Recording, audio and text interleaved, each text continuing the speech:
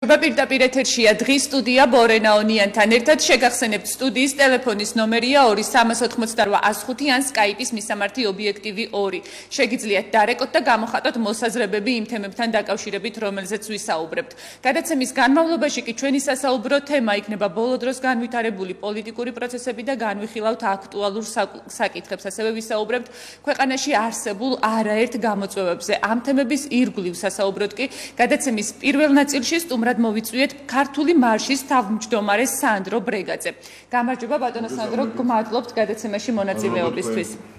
ბატონო სანდრო, აი შიდა პოლიტიკაში მიმდინარე ცვლილებებით დავიწყოთ საუბარი. საბოლოოდ, როგორც მოგეხსენებათ, საკანონმდებლო ორგანოში ოპოზიციური პარტიები შევიდნენ რამდენიმე თვიანი ბოიკოტის შემდეგ, თუმცა მიშელის დოკუმენტზე ისევ ვერ თანხმდებიან და ხელს არ აწერენ. ამ ხანგრძლივი პროცესების პარალელურად კი ამავდროულად ქვეყანაში გახშირებულია სოციალურ-ეკონომიკური პრობლემებით გამოწვეული პროტესტები და ამავდროულად ასევე მნიშვნელოვანი საკითხია ეკლესიისა და პატრიარქის წინააღმდეგ მიზან მიმართული ცილისმწამებლური კამპანია და ბრძოლა, რომელმაც სამწუხაროდ სისტემური სახე მიიღო.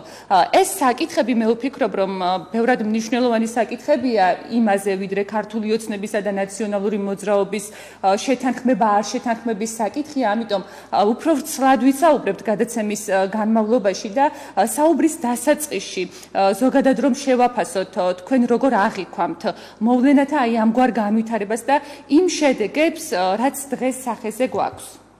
პირველ რიგში მოგესალმებით, დიდი მადლობა მოწვევისთვის. უპირველესად სანამ აი ამ კონკრეტულ საკითხებზე გადავალთ, მე მინდა აი ამ საკითხების კონტექსტშია და ამიტომ გავაკეთო ერთი მცირე განცხადება ქართული ოცნების პარტიის თავმჯდომარის ბატონი ირაკლი კობახიძის გუშინდელი ეთერის შესახებ, რომელიც გაიმართა ნიკა გვარამიას TV მთავარი, თუ არ ვცდები, ასე ქვია მას. პირველ რიგში მე ვფიქრობ, რომ აბსოლუტური უზნეობა არის, რომ ნებისმიერი თავმოყარე პოლიტიკოსი მივიდეთ ნიკა გვარამიას ეთერში. ეს მე ვფიქრობ, რომ უზნეობა არის პირველ რიგში და ეს არის იმ პრინციპების ღალატი, რომელი პრინციპებითაც ადამიანები, პოლიტიკოსები და ნებისმიერი საზოგადოების წარმომადგენლები უნდა ხელმძღვანელობდნენ. თუმცა ახალი არის, რომ ნაციონალურ მოძრაობასთან ქართული ოცნება ყოველთვის თანამშრომლობდა. ეს კი, მაგრამ მაინც იყო ქართულ ოცნებაში რაღაცა ეროვნულობის, ქართველობის, პატიოსნების ნიშანწყალი დარჩენილი და მე როგორც ვატყობ, ბატონი ირაკლი კობახიძე არის ერთგვარი ამის ამომძირკვავი. აი ქართულ ოცნებაში ხომ იქ ბევრი ღირსეული ადამიანი იყო, მოღვაწეობდა. სხვაგვარად ის გამარჯვება, რომელიც 1 ოქტომბერს მიიღწა, რა თქმა უნდა, იქ იყო ივანიშვილის დიდი ფაქტორი, მაგრამ იმ გუნდის, იმ ხალხის გარეშე, იგივე იმ ციხის კადრების გარეშე, რომელიც ქალბატონმა ირმამ, ბატონმა დავითმა მაშინ და თქვენმა ტელევიზიამ გაავრცელეს და ანახეს თემ სოფლიოს ნაციონალური მოძრაობის თავის ის ბინძური სახე, რა თქმა უნდა, ამის გარეშე ეს გამარჯვება ვერ მოხდებოდა. და ქართულმა ოცნებამ დაიწყო აი ამ ყველაფრის ამოძირკვა. ნელ-ნელა ეტაპობრივად, მაგრამ ბოლოს მოიყვანა ალბათ ყველას დიდი მოძულე იმ ხალხისა, ვინც ის გამარჯვება მოიტანა, 1 ოქტომბრის გამარჯვება მოიტანა, ეს არის ირაკლი კობახიძე, რომელმაც აბსოლუტურად ყველა ნორმალური ფიგურა ქართულ ოცნებიდან დაფერთხა, გაყარა ქართული ოცნებიდან და თავისი ტიპის მანქურთებით დააკომპლექტა ქართული ოცნება. მე მინდა ვთქვა ერთი რამ, რომ მისი გუშინდელი განცხადებები ეს იყო პირველ რიგში ამორალური. მე ახლა ხახარიას ადვოკატად ნამდვილად არ გამოვდგები, იმიტომ რომ არასოდეს არ ყოფილვარ მისი პოლიტიკის მომხრე და არც აღფრთოვანებული არ ყოფილვარ მისი ბევრი გადაწყვეტილებით. მაგრამ გუშინ რაც მან იკადრა ხახარიასთან მიმართებაში, ეს უკვე პოლიტიკის და საზღვრებს სდება და ეს უკვე მორალურ ზნეობრივ კრიტერიუმებს და კატეგორიებში გადადის და უფრო სწორად გადადის ამორალურობაში. ეს იყო ამორალურობის ნათელი სახე, აი ჩვენ საუბრობდით ბოლშევიზმის და ფაშიზმის ნაზავი. როდესაც ადამიანი ჩვენთან არ არის, მას უნდა დავაბრალოთ ყველაფერი, თან იმ ადამიანს, რომელიც არ დაგვაუწყეს, რომ რამოდენიმე თვის წინათ იყო მათი პოლიტიკური ლიდერი და ისინი აცხადებდნენ, რომ ისინი მიდიოდნენ ბიზინა ივანიშვილის და გიორგი გახარიას გზით. და არ შეიძლება ხომ ისინივე გვარწმუნებდნენ, რომ ასეთი პრემიერი ჩვენს ქვეყანას არ ყოლიაო, ასეთი კარგი პრემიერი და რაც ყველაზე მთავარია, უნებლია აღიარება გააკეთა, მე არ ვიცი ეს უნებლი აღიარება იყო თუ სპეციალურად გაკეთებული, მაგრამ ამ ადამიანმა გუშინ განაცხადა, რომ გახარიას არ მიუღია გადაწყვეტილება 20 ივნისის მიტინგის დარბევის შესახებ. როდესაც მან გამოაცხადა, რომ გახარიას სურდა ამ ხალხის შემოშვება პარლამენტში. ესე გახარიას თუ სურდა ამ ხალხის შემოშვება პარლამენტში, გამოდის, რომ გახარია არ დაარბევდა ამ ხალხს. ესე იგი დაარბია სხვა. ანუ ამითი მან საბოლოოდ დაადასტურა ეჭვები იმის თაობაზე, რომ გადაწყვეტილება მიიღო ვიღაცამ სხვამ და არა მაშინდელმა ქვეყნის ხელმძღვანელობამ. Ну ფაქტია, რომ პირადი ინტერესებიდან გამომდინარე საუბრობენ ყოველ ჯერზე და მათი მხრიდან ეს გასაკვირიც არ არის, აი კონკრეტულად თუნდაც გახარიაზე მოიყვანეთ თქვენ მაგალითი და კობახიძის განცხადებები არ ახალია და ყოველ ჯერზე აი ესეთი ხისტი განცხადებებით გამოირჩევა განსაკუთრებით და საზოგადოება კარგად იცნობს ამ პიროვნებას რეალობაში. აი ჩვენ საუბარი რომ გავაგრძელოთ აი იმ საკითხით, აი საკანონმდებლო ორგანოში შესვლა არ შესვლით და იმ ბოიკოტით, არჩევნების გაყალბებული არჩევნების შემდეგ ჩამოყალიბებული პოლიტიკური კრიზისით, ანუ აი ამ პროცესების აი ესე გახანგრძლივებით, რამაც დღემდე მოგვიყვანა და ეს შედეგები მივიღეთ არაერთი მიმართულებით, გამოწვევები, რომელიც ვახსენე და რომელზეც ასევე ვისაუბრებთ. თუმცა აი ამ ეტაპზე თქვენი გამარტებაც საინტერესოა, ანუ საბოლოო ჯამში იყო თუ არა მოსალოდნელი, რომ ყველა ოპოზიციური პარტია, ну ამ შემთხვევაში არ გულისხმობ ბუნებრივია პატრიოტებს, საბოლოოდ შევიდოდნენ საკანონმდებლო ორგანოში და ისინი შეთანხმებულად იმუშავებდნენ ქართულ ოცნებასთან. კონკრეტულად ნაციონალური მოძრაობა. პირველ რიგში უნდა აღნიშნოს ერთი რამ, რომ რეალობა არის და რეალობას უნდა შევხედოთ, რომ ერთადერთი პარტია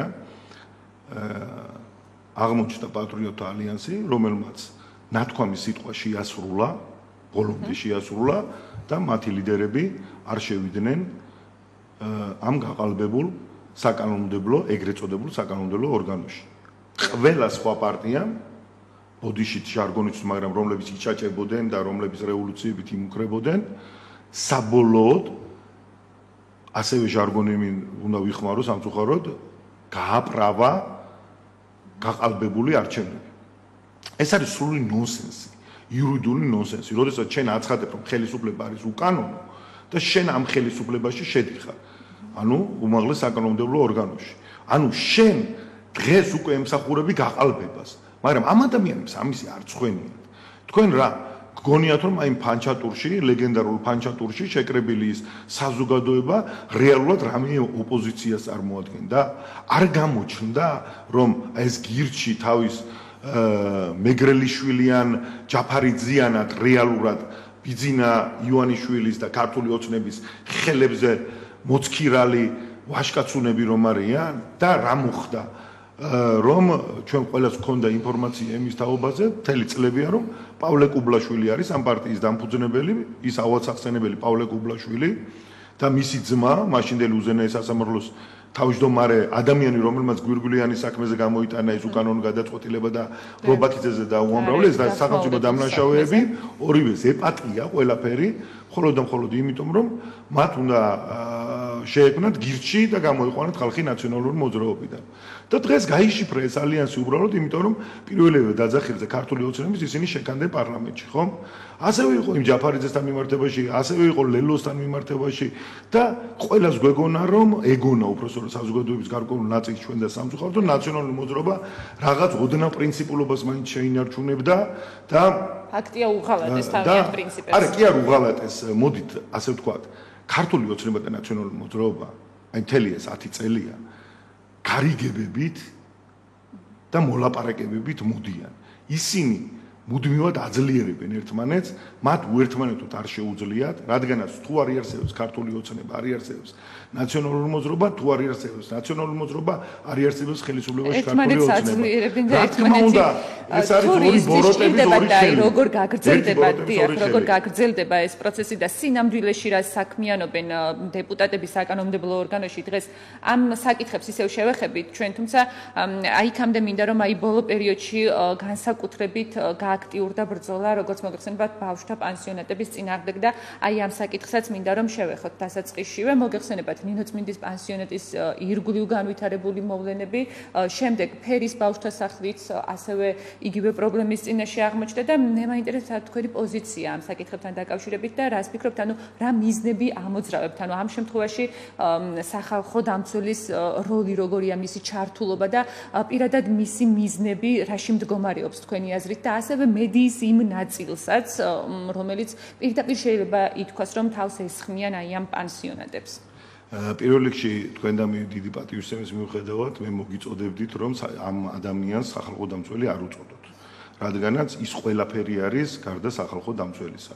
ის არის სახალხო დამრღვევი, სხვადასხვა თავის დროზე ქართულმა მარშმა ვამხილეთ ის, როდესაც მას ნიშნავდა ქართული ოცნება, აქციებით ჩავატარეთ მისი ფიტულის დავწვით, ბლოკირებას გავუკეთეთ, მაგრამ არაფერი არ გაჭირა. სხვადასხვა შესანიშნავი პიროვნება ბატონი გიორგი ფოფხაძე ყავდა პატრიოტთა ალიანსს წარდგენილი მაშინ სახალხო დამცველობის კანდიდატად და ჩვენ და სამარცხვინოთ და სამწუხაროდ გიორგი ფოფხაძე არ აირჩია ქართულმა ოცნებამ და აირჩია, ანუ დანიშნა ნინო ლომჯარია.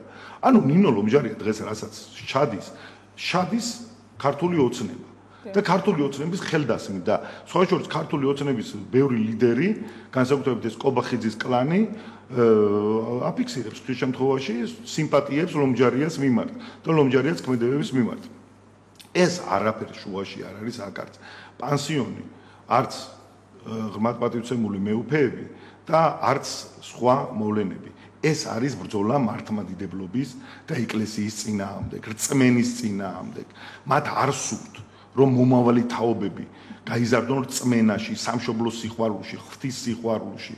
მათ სურთ რომ ისინი იყვნენ კოლექტიური ბოკერიები, მაგალითად, კოლექტიური ჩერგოლეიშვილები, კოლექტიური მაქარაშვილები და აი ეს დანარჩენი შეიძლება ითქვას საზოგადოების სიბინძურე, რომელიც ხშირ შემთხვევაში ილწავენ საზოგადოებას და ცდილობენ, რომ ჩვენს მომავალ თაობებს მოუსპონ ის ღირსეული განვითარება, რომელიც ღირსეული განვითარებაც მათ ელით. მათ სურთ, რომ თავის თავს დაამსგავსონ მომავალი თაობა. ეს არის ბრძოლა ეკლესიის წინააღმდეგ.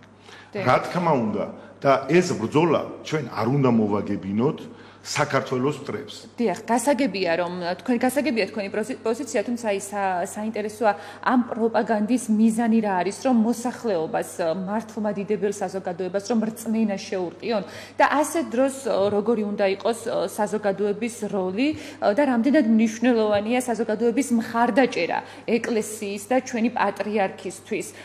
აქვე უნდა აღვნიშნო ისიც, რომ პატრიოტები მასშტაბურ აქციას იწყებს 4 იulis 3 საათზე ოპერის წინ აქციის მონაწილეები შეიკრიბებიან და საქართველოს ეკლესიისა და საპატრიარქოს მხარდასაჭერად იქ მივლენ და მხარდაჭერას გამოუცხადებენ ჩვენს პატრიარქსაც.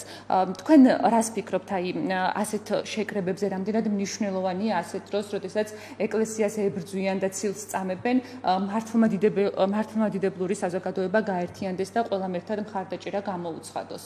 მე ვფიქრობ, რომ პირველ რიგში პატრიოტთა ალიანსის ეს ინიციატივა არის ძალზედ მნიშვნელოვანი და აქ უპირობოდ ყოველგვარი პარტიულობის, ყოველგვარი ლიდერომანიის, ყოველგვარი პირველობის გარეშე მე ვფიქრობ, რომ ყველანი უნდა შეუერთდეთ ამ აქციას, მთელი საზოგადოება უნდა შეუერთდეს და მთელმა საზოგადოებამ უნდა დავანახოთ არა მარტო საქართველოს, არამედ მთელ მსოფლიოს თუ რაოდენ დიდი მხარდაჭერა აქვს ჩვენს დედა ეკლესიას, ჩვენს პატრიარქს და მართლმადიდებლობას საერთოდ საქართველოში, ეს აუცილებელი არის და რა თქმა უნდა შესანიშნავი იდეა არის და მეც მოუწოდებ ყველას, რომ რა თქმა უნდა შეუერთდეთ ასეთ აქციებს და მეორეს მხრივ, რა თქმა უნდა, აქ უდიდესი როლი ახლა ენიჭება უკვე ეკლესიასაც. პოლიტიკური ძალები, პატრიოტული პოლიტიკური ძალები, ყველაფერს გავაკეთებთ იმისათვის, რომ მათ გვერდით დაუდგეთ.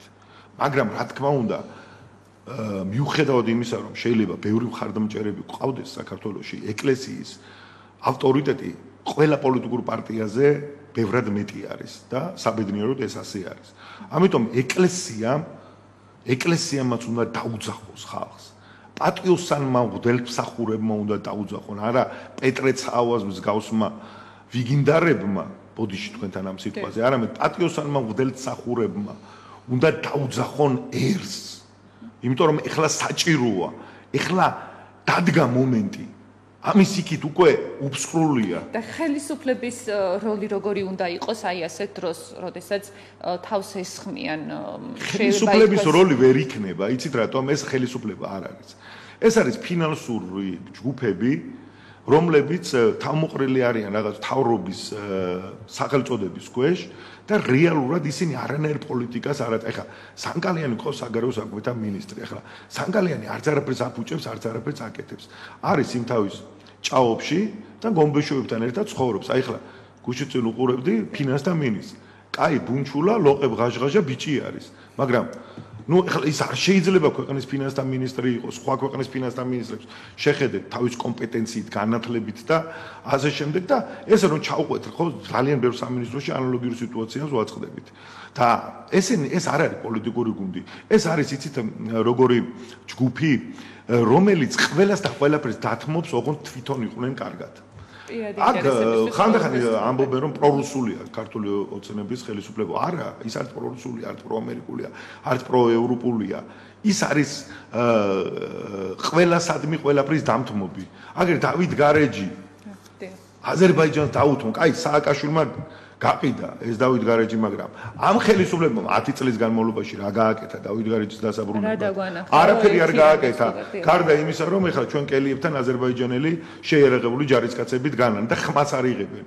ანუ ამ ხელისუფლებას არ გააჩნია პოლიტიკური ნება და ნუ ექნება ნუ რა ვიცი ილუზია იმისა, რომ ეს ამ ხელისუფლებაში თუნდაც ერთი ადამიანი აღმოჩნდება ისეთი, რომელიც გაბედავს და დაიცავს ეკლესიას და წავა აი ამ ლიბერასტების, სოროსელების გავეშებული ბრბოს წინააღმდეგ. დიახ. მაყურებელი გვიკავშირდება, მოვისმინოთ მისი შეკითხვაც და შემდეგ გკითხავთ. გამარჯობა, პირდაპირ ეთერში ბრძანდებით, ისაუბრეთ. გამარჯობა, გისმენთ.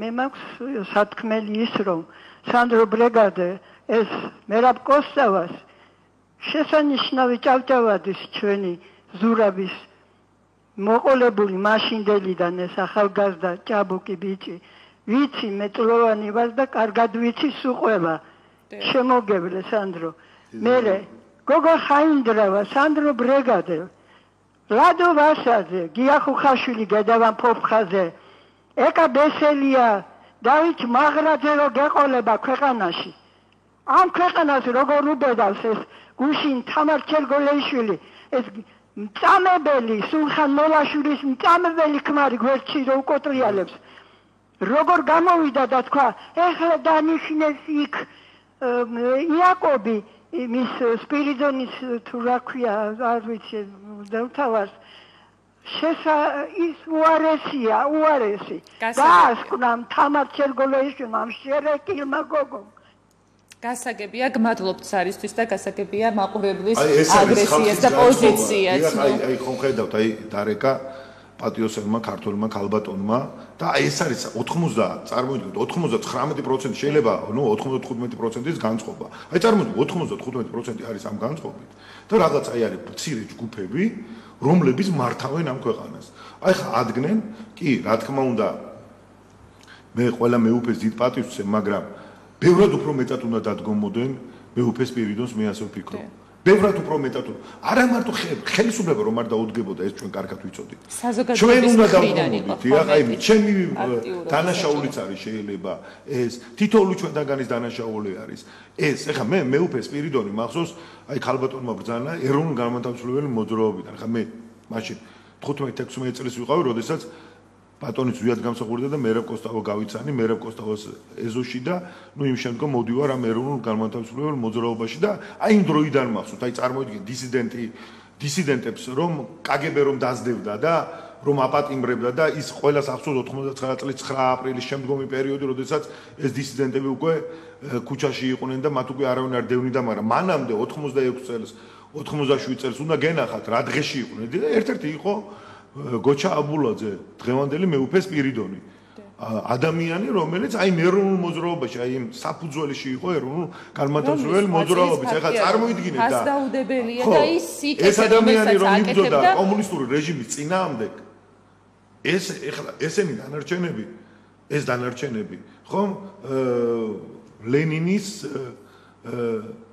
უმღეროდნენ და პიონერებში იყვნენ და თუ კომკავშირში იყვნენ და რა ვიცი მე მოსკოვში და ლენინგრადში სტადიონიდან ეს ადამიანი იბრძოდა და ეხლა ეს ადამიანი გამოყვა პრორუსი რაღაცა და თვითონ არიან მედასავლეთეები პატრიოტთა ალიანსი თავიდანვე მეუფეს პირიდონს მხარდაჭერას უცხადებდა და დღესაც აგრძელებს ამ კამპანიას და მოუწოდებს საზოგადოებას და ყველას რომ გაერთიანდნენ და სწორედ ეს აქციაც რომელიც 4 ივლისს არის დაგეგმილი სწორედ ესეთი ცილისმწამებლური კამპანიის წინააღმდეგ არის მიზანმიმართული ეს აქცია ორმაგ მნიშვნელობას იძენს ჩვენ ეხლა მე არ უარყოფ ჩვენ ქართულ მარშს და პატრიოტ ალიანსს გვაქვს საკმაოდ ჭიდრო მეგობრული ურთიერთობა გარდა პიროვნული მეგობრობის ახლა ირმა ჩემი ბავშვობის დროინდელი ძალიან უახლოესი მეგობარი არის დავითი ჩემი მეგობარი გარდა ამისა პოლიტიკური მეგობრობაც გვაქვს იმიტომ რომ ბევრ საკითხში იდენტური გვაქვს ეს 4 ივლისის აქცია მნიშვნელოვანია იმითაც რომ 5 ივლისს დაგეგმილი არის ეგრეთ წოდებული გეი აღლუმი აი ხა თქვენ წარმოიდგინეთ გეი აღლუმი არის დაგეგმილი ქაშვეთის ეკლესიის წინ და აი ახლა აი ამ ადამიანებმა თქვა სხვათა შორის ჩანაფიქრი არის ასეთი მე მინდა მთელმა საქართველოს მიწოდეს რომ მეტრო რუსთაველთან შეიკრიბებიან წინა რიგებში უნდათ რამოდენიმე დიპლომატის დაყენება შემდგომში 15 პოლიტიკური პარტია ნაციონალური მოძრაობა ბოკერიას პარტია ლელო სამარცხვინო ხაზარაძე თვითონ მორწმუნე ეს მართლა მევახშე ყოფილი ხარ მამუკა ხაზარაძე მე აქამდე კიდე თავს ვიკავებდი სულით მევახშე თორე ხა ვისთან ფულს აპროცენტებდი ახლა ეს მე არ ვიცი ხომ აი ეს ადამიანები შემდგომში უკვე ეს არასამთავრობო ორგანიზაციები და ბოლოს ამოლენ ეს მამათმავლები ამ თავიანთ კოსტუმებში და ასე შემდეგ და ეხლა წარმოიდგინეთ მე პირდაპირ ვამბობ და ამის საბრძოლოდ არაფერს არ აკეთებს ხელისუფლება ანუ გასაგებია მისი როლი რომ საერთოდ არაფერი არ მე ძალიან დიდ პატივს ვცემ დიპლომატიურ კორპუსს ბევრი დიპლომატი სხვათა შორის ნატოს ქვეყნების დიპლომატი ჩემი პირადი მეგობარი არის რომელიც საქართველოში მოღვაწეობს და ისინი დიდი იმედი მაქვს რომ არ იქნებიან უსრულობაში მე პირდაპირ ვამბობ დიპლომატები კი არა თელი მსოფლიოს შაუბრენელი ძალები თავისი სოროსებით და თავისი განფინანსებლებით დასავლეთიდან იქნება ჩრდილოეთიდან სამხრეთიდან თუ სხვა აღმოსავლეთიდან ხომ აი ყველანი რომ გაერთიანდნენ გეი აღლუმს მაინც არ ჩავატარებინებთ იმიტომ რომ საქართველოს იყო არის და იქნება ქრისტიანულ სამყაროში ერთადერთი ქვეყანა სადაც გეი აღლუმი არ ჩატარებულა და ეს არის არა მარტო ჩვენი დამსახურება არამედ ქართველი არის დამსახურება და იმის დამსახურებაც რომ ეს არის ღვთისმშობლის წირხვედი ქვეყანა წმინდა მიწა არის და ამ წმინდა მიწაზე სიბილწის ზეიმი ვერ გაიმართება იცხოვრონ იმოღვაწეონ კი ბატონო მათ არავინ ამას არ უშლის მაგრამ ერთმანეთთან ურთიერთობისთვის არანაირი აღლუმი არ გვჭირდება რუსთაველის გამზირზე იყო არის და იქნება ერთადერთი ქართული შეიარაღებული ძალების აღლუმი გასაგებია მადლობთ მაყურებელი გვიკავშირდება ისევ და შემდეგ გავაგრძელოთ გამარჯობა პირდაპირ ეთერში ხართ გისმენთ ისაუბრეთ როგორ დავიღალეთ ამ უაზრო შერკინებებით ამ საგიჟეთიდან გამოსული ეს ლომჯარიებისა და მსგავსებისგან რა არ შეიძლება რომ ერთი რაღაც მუზეუმი მოეწყოს ამ საქართველოს მოღალატეებისა და სათითაოდ დაეკიდოს მაგათი სურათები რომ შთამომავლობა ნახოს ვინ არიან ეს ლომჯარიები და სერგოლეიშვილები და ეს ნაძირალი გასაგებია გმადლობთ საარისტის პოზიციის დიახ შევეხიდო უბრალოდ მე მინდა ხა აქედან თქვენი ეთერიდან მიმართო ირაკლი ღარიბაშვილს რომელთანაც მე საკმაოდ ახლო ურთიერთობა მაკავშირებდა წლების განმავლობაში და მე ვიცი რომ ის არის საკმაოდ კარგი ოჯახის ქართული ოჯახის мама საკმაოდ მეუღლე შვილი და მისი მშობლები და ვიცი რომ ტრადიციულ ქართულ ოჯახში აღზრდილი ადამიანი არის მე მინდა მიმართო ირაკლი ღარიბაშვილს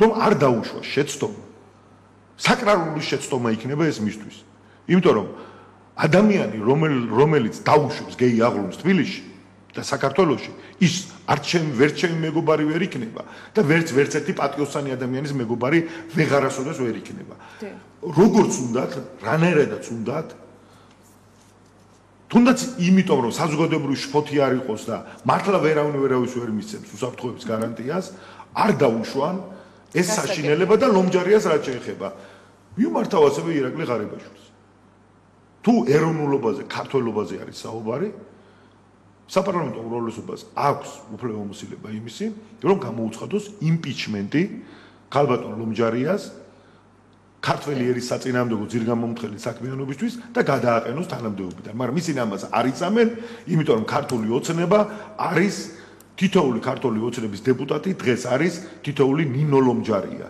და ისინი ნაციონალური მოძრაობა წინა ხელისუფლება და სწორედ ეს აღნიშნა მაყურებელს რომ უკვე დაიხარა მოსახლეობა ამ ყველაფრით და აღარ უნდა ამათი გაგონება დანახვაც კი აღარ უნდა და ის მნიშვნელოვანი საკითხები რომელიც მართლა აწუხებს მოსახლეობას და რაც მთავარი გამოწვევებია იმაზე აღარავინ არ ფიქრობს ხო ფაქტია ხელისუფლება არ ფიქრობს პირველ რიგში რომელსაც ევალება რომ სწორედ მოაგვაროს ეს ყველაფერი ისევ მაყურებელი დაგვიკავშირდა მოვისმინოთ მისი შეკითხვა თუ პოზიცია გამარჯობა პირდაპირ ეთერში ბრძანდებით გისმენთ გამარჯობათ მოგესალმებით ბატონო სანდრო ჩვენ ქართველებს რა დაგვემართა ვაის გავეყარეთ და ვუი შევეყარეთო გვეგონა რომ მოვიშორეთ ნაცმოძრაობა და ორი ნაცმოძრაობა ყავს ეხლა მოგეჟერებელი და ერთი თხოვნა მექნება კიდევ ეს პატარ-პატარა წვრილი პარტიები რომელიც ეროვნულ საფუძვლებზე დგეხართ რომლებისთვისაც